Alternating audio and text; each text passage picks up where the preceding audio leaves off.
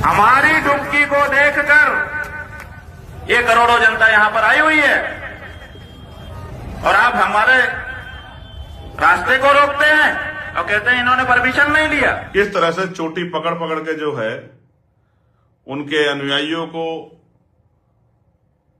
खींचा गया, किस तरह से उनको अपमानित किया गया। मैं उनको जब बोलते सुन रहा था, उनकी आंखों से मैं बहने वाले आंसुओं को देख रहा था। 3 दिन पहले से उनको सूचना दी जा रही है, पूरा कार्यक्रम लिख करके दिया जा रहा है कि ये कार्यक्रम है, ये कार्यक्रम है, व्यवस्था बनाइए। और उनकी तरफ से फोन आकर के कहा जाता है कि कोई बात नहीं, कोई बात नहीं। और ये भाईचारा जब अपने लोगों का नहीं हुआ तो आपका क्या होगा। किस तरह से शंकराचार्य स्वामी अविमुक्तेश्वरानंद को किस तरह से उनके जो अनुयायियों किस तरह अपमानित किया गया। हालांकि मेरा स्पष्ट जो है वैचारिक विरोध है, उनसे मतभेद है, वैचारिक मतभेद है, क्योंकि वो भी इंसान है और मैं कॉन्स्टिट्यूशन को मानने वाला व्यक्ति हूं। आर्टिकल 25-26 का सम्मान करता हूं, धार्मिक आस्थाओं का सम्मान करता हूं। आप देखिए किस तरह से चोटी पकड़ पकड़ के किस तरह से खींचे गए। ये इस सरकार के अगर अहंकारी तानाशाही नीतियां नहीं है उत्तर प्रदेश सरकार की तो क्या। किस तरह से चोटी पकड़ पकड़ के जो है उनके अनुयायियों को खींचा गया, किस तरह से उनको अपमानित किया गया। मैं उनको जब बोलते सुन रहा था, उनकी आंखों से मैं बहने वाले आंसुओं को देख रहा था, उनकी बातों से उनकी पीड़ा को महसूस कर रहा था। इतने वैचारिक मतभेद के बावजूद इंसानियत के नाते उन पे हुए अत्याचार का मैं विरोध करता हूं। जब ये उनके नहीं हुए तो आपके क्या होंगे, आपको सोचना पड़ेगा। वो वर्ण व्यवस्था के समर्थक है, मैं वर्ण व्यवस्था के खिलाफ।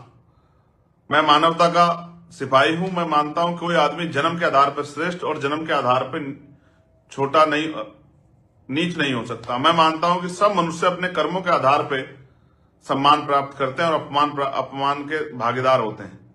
वो मानते हैं कि लोग जन्म से श्रेष्ठ हैं और वो तय करते हैं कि इन जातियों को यही काम करना है। लेकिन उसके बावजूद भी, इतनी असहमति के बावजूद भी, भारतीय नागरिक होने के कारण मैं इस बात का पुरजोर विरोध करता हूं जिस तरह का व्यवहार जो है स्वामी शंकराचार्य स्वामी अविमुक्तेश्वरानंद जी के साथ हुआ, उनके अनुयायियों के साथ हुआ। मैं इसका कठोर विरोध करता हूं, जबकि वो मेरे खिलाफ है।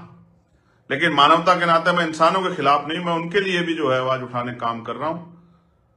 तो जिस तरह का उनके साथ व्यवहार हुआ मौनी अमावस्या के दिन, ये आपके सामने है।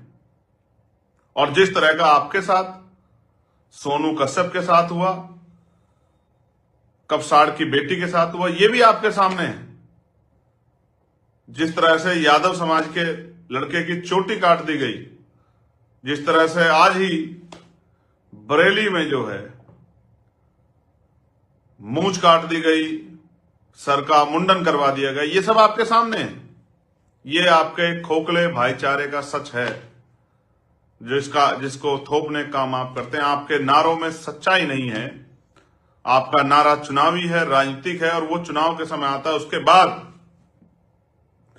इन कमजोर वर्गों पे इनके आरक्षण, इनके अधिकार, इनकी नौकरी, इनकी जमीन, इनकी रोजगार, इनकी बहन बेटियों पे जो जुल्म होता है, उसके लिए बांग्लादेश, पाकिस्तान, चाइना से कोई नहीं आता, अफगानिस्तान से कोई नहीं आता, ईरान से कोई नहीं आता, जापान से कोई नहीं आता, नेपाल से कोई नहीं आता।